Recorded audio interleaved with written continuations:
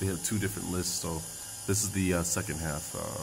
The other one, you'll see a lot of words that we've already seen, or words we've seen before. Some are different. I'm going to show you a few.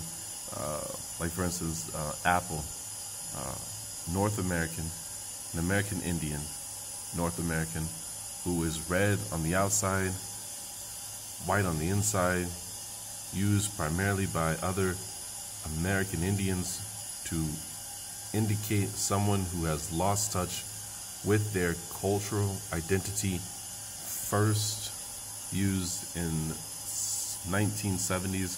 So it's fairly new. It really is, compared to a lot of these other words. They go back to the 15th century and stuff like that. So you think about that, right? And as I read that, New York City came to mind, right? They call it the Big Apple. I mean, come on, Central Park is built on what? The Seneca's burial ground, our tribe, the village that used to be there. Where African Americans and Native Americans supposedly mixed.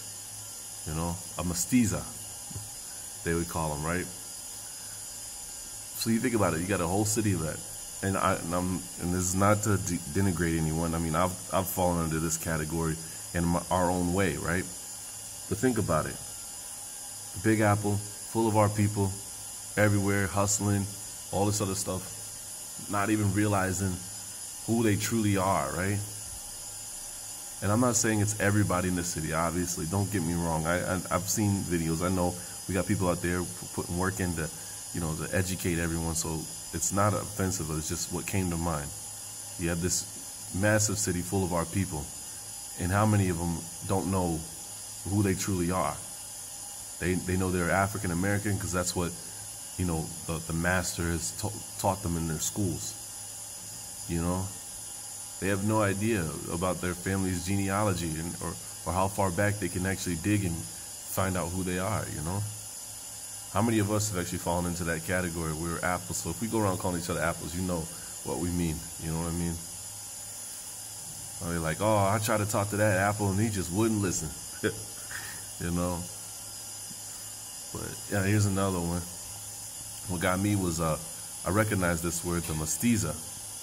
I recognized it because I was reading it in Black's Law Dictionary, 4th edition, and there was mestiza came up.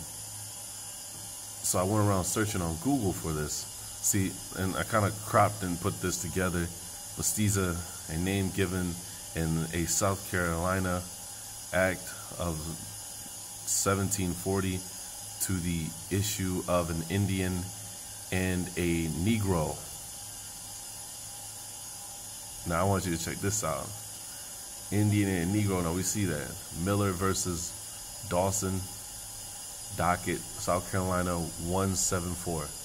And as I was, like I said, I was searching, I found this, and I'm like, I never even, no one's ever made a movie. I mean, it almost, when you read about this, it made me thought of, I don't know. I'm like, why is this stuff hidden from us? Why is this stuff not taught? He was born as a slave in Alabama. He became a bounty in Mexico. He returned to become the sergeant of the American Civil War. It's like it was hidden. But look at this. Look at this. It says in Latin America, a man of mixed race, especially of the offspring of a Spaniard and a American Indian. See that? Spaniard, an American Indian. Now go back to this. What does Black Law Dictionary say? An Indian and a Negro. So they can't even get it right, apparently amongst themselves, what a mestiza is. But it's just something to, to put in your memory bank and think about, because later on it's going to pop back up again, And blue gums, man. I know they've done videos, on the actual color of like our people's gums and stuff like that and stuff like. But when this right here is referring to the lazy status of a worker, I think I know where they really got this from, because if you listen to those Conan the Barbarian, videos, they start talking about the people of Shem and the people of Cush, right? Two different types of people, but they talk about them, and they talk about them being black devils and blue devils, black dogs and blue dogs.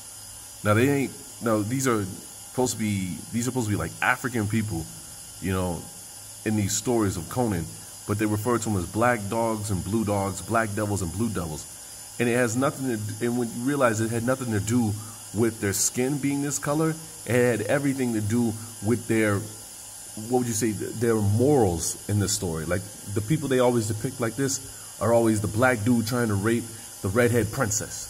You know what I'm saying? That's living in the middle of Africa, who's the white goddess, worshipped by all these black Africans, but somehow there's always this black devil or blue devil that's always trying to rape her, right?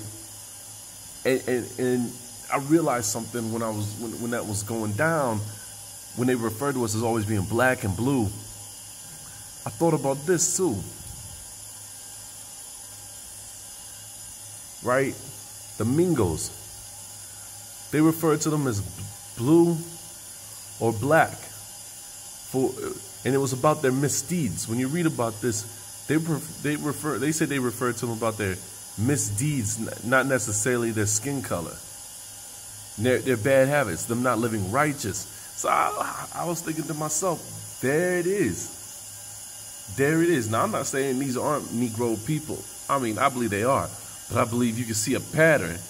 If they saying that, you know, in these, you know, stories that we're calling you black and blue dogs and stuff like that, you know, in these Conan the Barbarian stories, we call you that.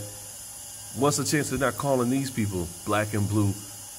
You know what I'm saying? Because they said that they weren't living righteous, they weren't fair and stuff like that. See, I hope I'm not confusing you, but I hope you see where I'm going with this. And this right here, these people, like I said, when you start to tear down, what was it, the Iroquois and the Wenzahoy, the names of the tribes from Lake Erie, right, along New York and Pennsylvania there, that lake. Now, this is one of the tribes that come out of them. In the Minquez, the black Minquez, these tribes come out of them. There, these tribes come out of them, and like I said, the black Minquez, they say that they were a part of the tribe that called themselves that were like the Black Cat tribe, and they said that the only reason they were over here on this side of the country was because their enemies were over there in the West, and they forced them to come over here. And now we see why their enemies chased them over there. We know why, because they came to the Americas through that way. That's just my opinion. Through California, through the Western states. I was just looking for some stuff about the black. What did it mean in law, or blue? I'm sorry. What does it stand for in law? And of course, we just got the Sunday laws and stuff like that. As they say, blue is the color of God and things of that nature. Let me see here. Get them out of here. Get back to this. Let's see. There was another one that was really. Yeah.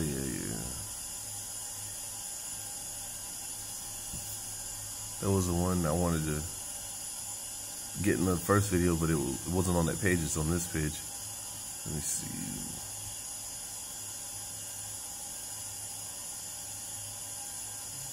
Here, the curry muncher, like the food curry. Get this. Look at this list of places: Australia, Africa, New Zealand, North America. A person of Indian origin, a curry muncher. Think about that. Now I know I know when you click on this, they're gonna try to tell you these are people from India. Right? But what I thought about was the list of names that are here. Aren't these all places that the European went and took down the people that were inhabiting these places? I mean, what they do in New Zealand, they basically wiped out the blacks that were there, right? There's like none of them left in existence. They basically just, I mean, it was basically just see them and kill them all.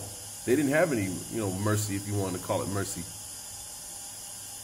So that was one that, struck me as odd, the way they, worded it or wrote it.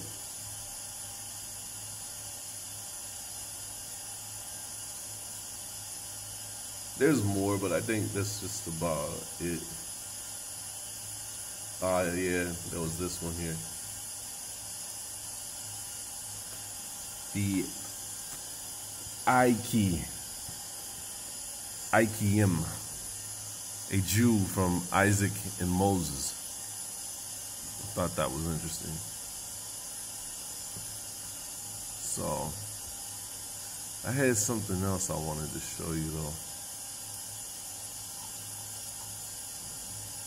I want to show you this. I want you to check this video out.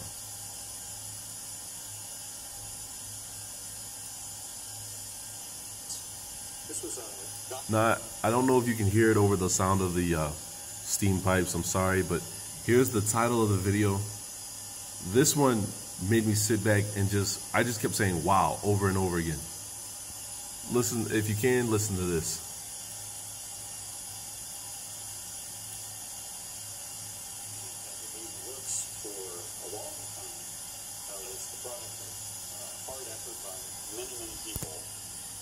And it, for the first time, in a global sense, recognized the collective rights of the indigenous peoples of the world. Lots of countries, in consequence of their signing on to the Declaration, have started looking into how to create domestic legal regimes that recognize the collective rights of indigenous peoples within their territorial limits. And countries which have had such regimes have been encouraged to do things to make them more consonant with the provisions of the Declaration. One of those latter countries is the United States, which has had a legal regime recognizing collective rights. I hope you can hear it. I'm sorry about this if you can't. As evidenced by or experienced through treaties between the United States and Indian nations, dating right back to the first years of the Republic and beyond into the British colonial era.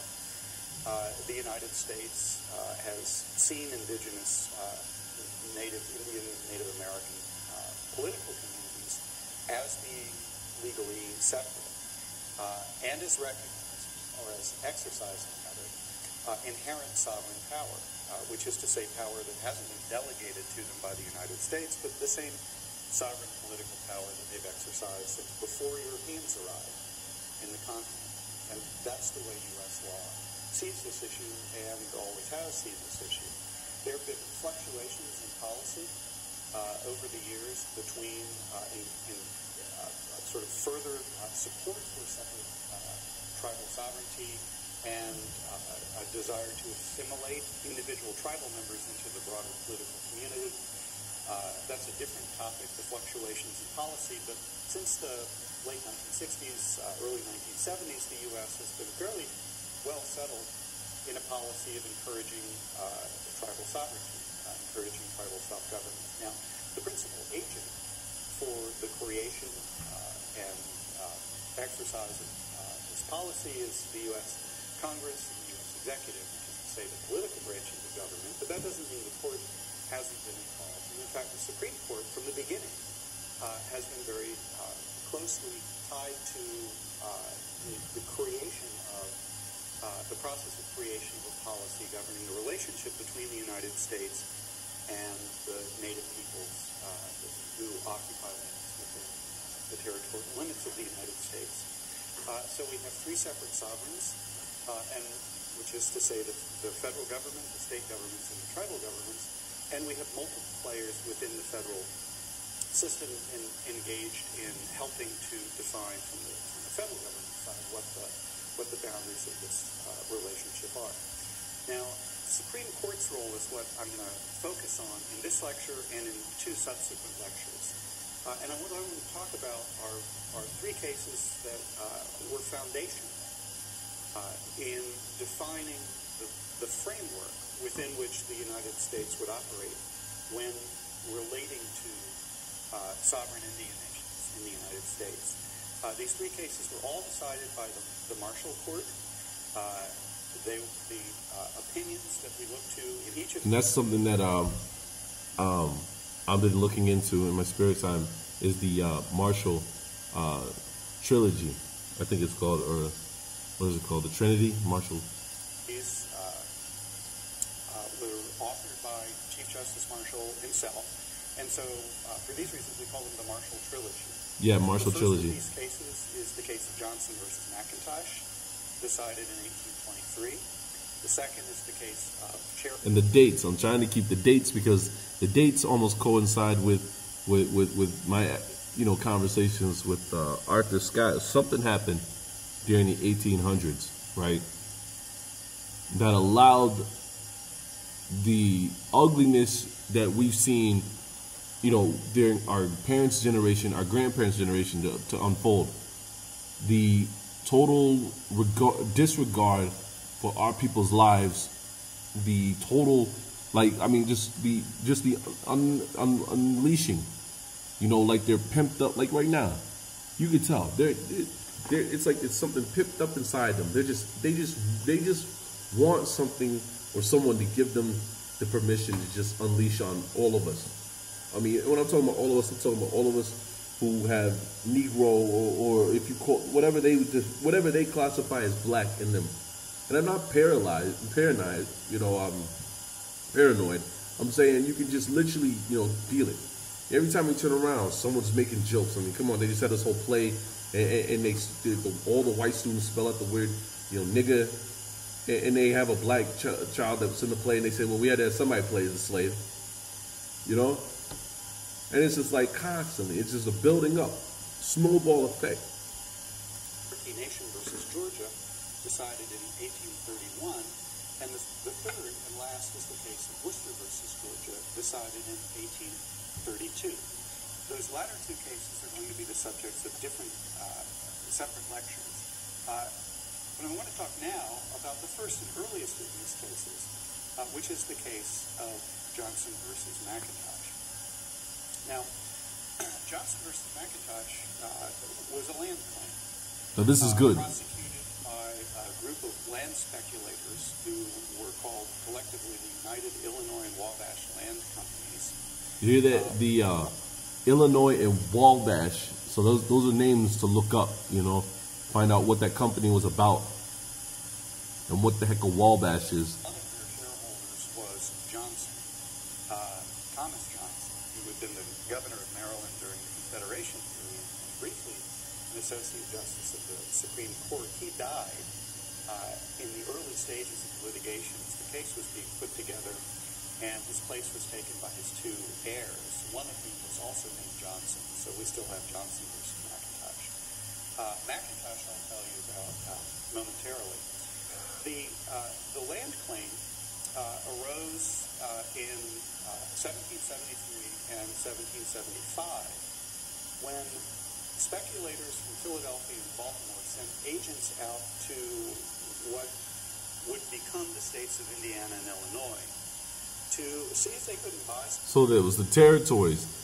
Philadelphia sent agents. Who were they working for? Out to the land of the territory that would become Illinois and Indiana to try and buy land which they had no right to buy. They had no permission. That's the thing. If they're an agent, then we got to find out who gave them their permission to go that far out there. Because remember, they were not supposed to, they are still not supposed to be able to go west of the Alleghenies. What was it, the Allegheny and the Appalachian? Like they literally are supposed to get permission from the King of England. He's the only one that could grant them that pardon. Land from Indians. And they ended up finding two groups, the Akashas and the Wabash River, and various of the Illinois nations, who were willing to enter into treaty relations. And there's something else to look into. The Wabash Nation, the Illinois Nation too. These were the speculators, under which a vast amount of land was transferred to to the speculators, these were two separate transactions. I mentioned one in 1773 and 1775. These purchases were illegal. You hear that? The purchase of the lands, the purchase of this land in Indiana and Illinois, that land purchase was illegal. He's going to explain why. Listen to this. Effected in violation of a British Crown proclamation that had been issued in 1763, in which the King of England said, no one can buy land from Indians west of the Allegheny Mountains without my permission. See that? That's what I'm talking about. No one can buy land west of the Allegheny Mountains without the king's permission. So them doing this, they were directly defying their king's orders, and this was illegal. So all that they have built out there on all that territory is still illegal. It's an illegal act.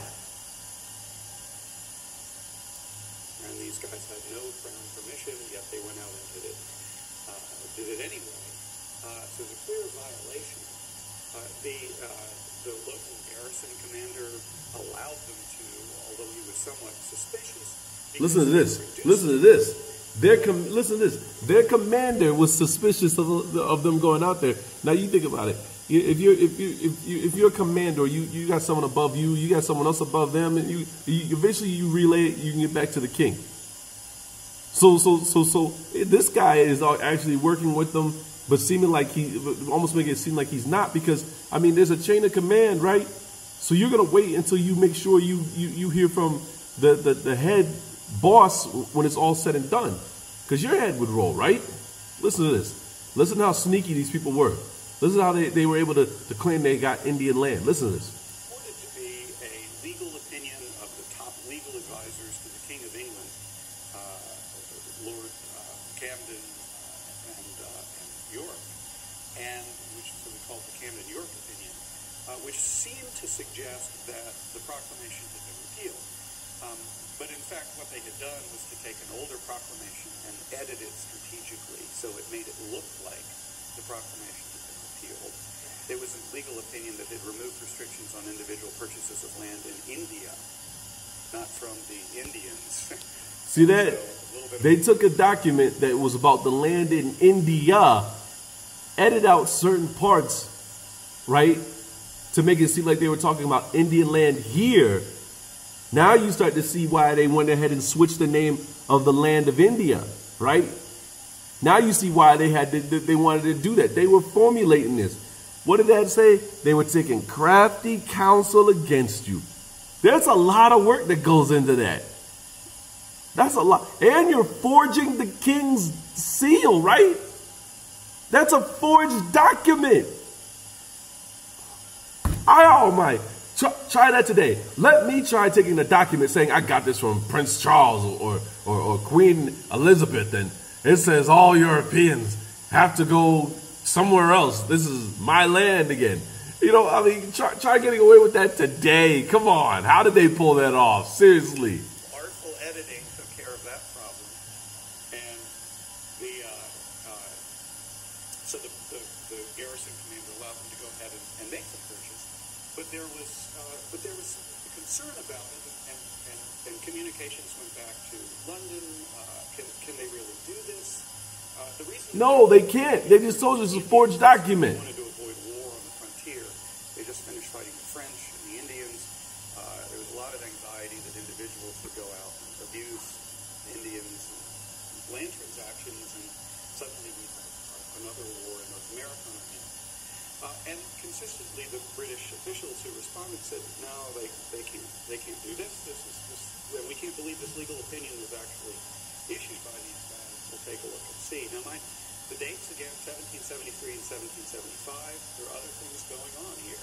Then the Battle of Lexington, dumping of tea into Boston Harbor, so it's no different than what goes on nowadays, right? Who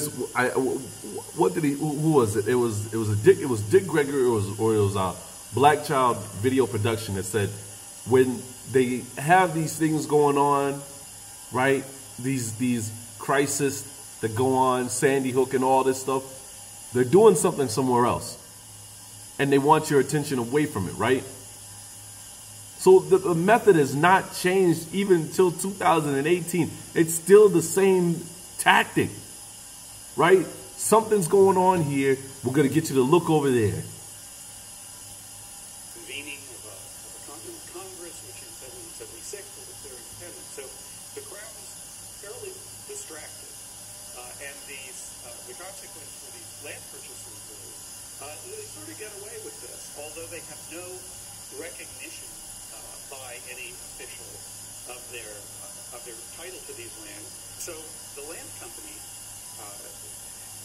with a non-denied claim and revolution in the air, decided that if the British weren't going to recognize their title, there were other places they could go. So they went to Philadelphia. They went to the Virginia Revolutionary Convention. And they started lobbying because they wanted somebody to say, somebody in a position of authority, yes, you own this land. Because then they were off and running. They could sell it, they could settle it, they could do whatever they wanted to with it. But no one would do that. And years passed. They never got official recognition from any body with authority to do that.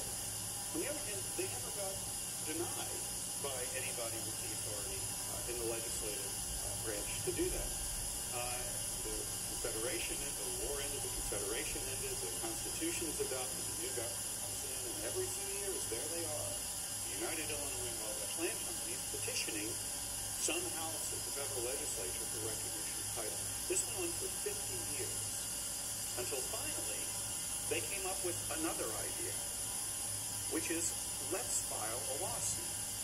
Now, that hadn't been possible before. The Discovery Doctrine says... I want to skip ahead. This is just taking a little bit too long. I mean, you can watch the whole video, but I want to get to the Doctrine of Discovery. Listen to this. 1823, the case gets called in February. The court gets it. At least one of the justices is concerned at what's going on. There's word on the street that there's been collusion in this lawsuit, and in the end, the court issues an opinion that finds that actually the Proclamation of 1763 was a valid bar of these purchases. That's included in about a paragraph deep into the opinion. And then over the course of about 20 pages, the court creates something or adopts into American law something that we've come to call the Discovery Doctrine. This is what I want to get to, the Discovery Doctrine, because as he says at the end of this video, this Discovery Doctrine is what they've used to claim all of the important land. When I say important, they're using the Discovery Doctrine to hold Mayan territory as theirs. Check this. I mean, like, seriously, if you get a chance, if you can't hear this video, I'm sorry, but just check this video out and watch it all the way to the end. It says, you know, the proclamation, okay, that's the ground for denying these claims, but there's another ground, and here's what it is. What did Europeans acquire? What did Native peoples lose upon the discovery of the New World? It isn't expressed this way, but you have a picture in your mind, I imagine many of you will, of a European arriving on a beach and planting a flag, saying, I claim this land in the name of, and then whatever the European sovereign. What does that mean as a matter of law? And that's the question that the court decides it's going to answer in Johnson versus McIntosh. The Discovery Doctrine says that upon discovery of the New World, the discovering European sovereign instantly acquired ownership of the underlying title to all discovered land. Did you see that? There it is. Right there. All this time that they had been on the land, throughout the 15, the 16, and 1700s, the land wasn't theirs. Right? It belonged to the Indians. The king had to negotiate, you know, small portions of land that the people he sent could set up their merchants and businesses, right? But the land wasn't theirs. All the land was still in the hands of the Indians. Get this, right there, the Discovery Doctrine in 63? Did he say? Right around the year that the Civil War broke out in Kansas to free whites, right? To free the white people. They came out the United States courts decided that with this document that they wrote up, the discovery document, that the moment they landed here on the land, even though it was not so, they decided that they claimed when they landed here, the ownership of the land went to their hands, period. By them set foot on the land with this stupid document, the discovery document, bypassing all those years of the way it was, because they wanted to own the land here and they couldn't own it, so they had to find a way to weasel you out of it. If you get a chance, watch this video. And the question then is, so the tribes lose ownership of their lands. They retain the right to occupy them. They lost ownership of the land. They only attained the right to occupy the land. We are occupied the way the French occupied the Norwegians, the way the Ashkenazi occupied the Palestinians. There it is. And they can sell that right, but only to the same discovering European sovereign. And you hear that? You can sell that right, but only to the European. You can't sell it to anybody else. Oh, man. That rule, that discovery rule, it may surprise you, but is still the law. That outside of a few tribes, including the 5 tribes in eastern Oklahoma, the tribes and the Pueblos, the tribe, those are the exceptions. The tribes in the U.S. do not own their land. The United States owns the underlying title of the tribal land. The tribes have an occupancy right to those lands. They can sell it, but they can only sell it to the United States government, which is the successor in interest to the British Crown. This rule, I think in part because we developed it so early. Now, I couldn't hear if he said if they were the successor to the Jewish crown, or he said something under his breath about successor to something crown. Being authored by Chief Justice Marshall, we have exported throughout the English-speaking world to other countries where there were indigenous populations when the English arrived. So it's the basis for the Aboriginal property rights rule in Australia. Hear that? For the Maori land rights rule in New Zealand. It's the basis for Mayan land rights in This document that they wrote up out of thin air and enforced is what gives them the land right to Australia, to New Zealand,